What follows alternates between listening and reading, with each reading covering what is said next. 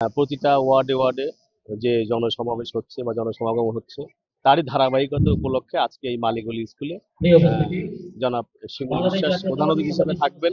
পরিবেশ সম্ভাব্য প্রার্থী পাবনা সদর 5-এর। আপনারা জানেন, বেশ কিছু বছর আগে বাংলাদেশের নেতা জনাব তারেক রহমান যে 31 দফা যে ঘোষণা দিয়েছিলেন, 31 দফার মাধ্যমে বাংলাদেশকে একটা উন্নত, সমৃদ্ধশালী, সুখী বাংলাদেশ গড়ে তোলার, সেই 31 দফা বাস্তবায়নের মাধ্যমে আমরা কিভাবে পাবনার উন্নয়ন করতে পারি, প্রত্যেকটা তৃণমূলের ওয়ার্ড ওয়ার্ডে আমরা কিভাবে 31 দফা পৌঁছানোর মাধ্যমে কিভাবে বিএনপির আদর্শ উদ্দেশ্য কিভাবে আমরা বাস্তবায়ন করতে পারি, এই বাস্তবায়নের মাধ্যমে পাবনার উন্নয়ন কিভাবে সম্ভব, সেটা নিয়ে আসলে আমরা এই অনুষ্ঠানটা আলোচনা করতে চাচ্ছি। 31 দফার প্রেক্ষাপটে পাবনার উন্নয়নে বিএনপির চিন্তা ভাবনা শীর্ষক আলোচনা ও সাংস্কৃতিক অনুষ্ঠান। আজকে আমাদের প্রোগ্রামের মূল উদ্দেশ্য মানুষের কল্যাণ, দেশের কল্যাণ এবং সমাজের কল্যাণ। আজকের এই প্রোগ্রামটি মূলত আমাদের 31 দফার উপরে যে আমাদের পাবনার ভাবনাটা কি, এটা আমরা বিস্তারিতভাবে এটা আলোচনা করব এবং আমাদের পাবনাবাসীকে এটা আমরা অবগত করতে চাচ্ছি। স্বতঃস্ফূর্তভাবে এখানে অংশগ্রহণ করছে। বিএনপি জনগণের দল, মানবিক দল।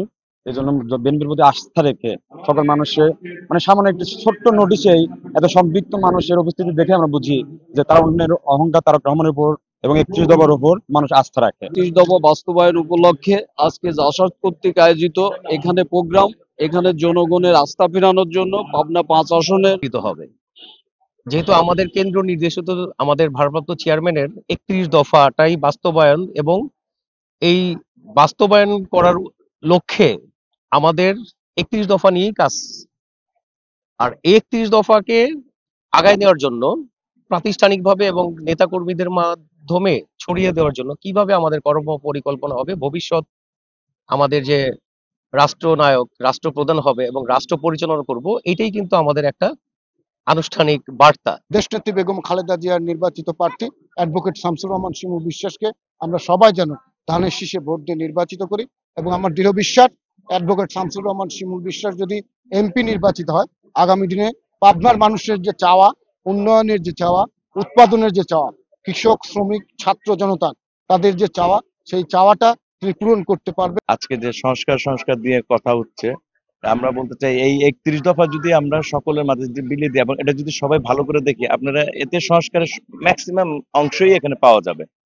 সে কারণে আমরা বলতে চাই 31 দফাটা কেন গুরুত্বপূর্ণ, কেন মানুষের কাছে এটা পৌঁছাইতে হবে, এবং আগামী দিনে বিএনপি কে মানুষ কেন ভোট দিবে, বা বিএনপি যদি কোনো রাষ্ট্র ক্ষমতা আসে মানুষের জন্য কি করবে, সেই জিনিসটাই আমরা সকলকে বোঝানোর জন্য আজকে এই দেশনায়ক তারেক রহমানের যে 31 দফা, সেটাকে প্রচারের জন্য আমরা এখানে আসা।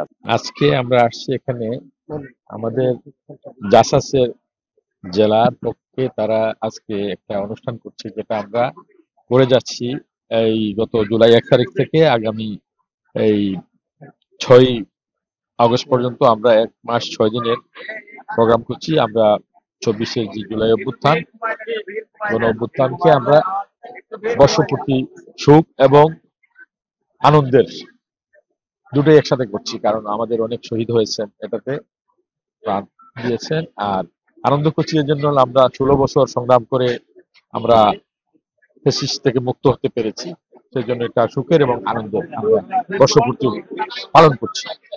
বাংলাদেশ জাতীয়তাবাদী দল বাংলাদেশে একটা নিরাপদ, গণতান্ত্রিক, উন্নত দেশ গঠন করতে চায়। এই দেশ গঠনের জন্য অকুতোভয় বাংলাদেশের স্বাধীনতার ঘোষক শহীদ জিয়া জীবন মরণ লড়াই করে একটা স্বাধীন, সার্বভৌম বাংলাদেশ গঠন করেছে। অল্প সময়ের মধ্যে বাংলাদেশকে একটা উন্নয়নের শিখরে পৌঁছে দিতে মাঝপথে উনি শাহাদত বরণ করেন।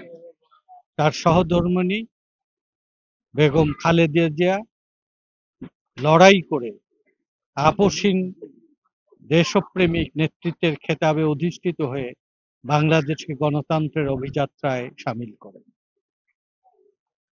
আধিপত্যবাদ এবং দেশের প্রগতি বিরোধী শক্তি 111 এবং ষড়যন্ত্র করে গত 4টি একটা পাতানো সাজানো নির্বাচনের মাধ্যমে দেশকে পিছন দিকে ধাপিত করে।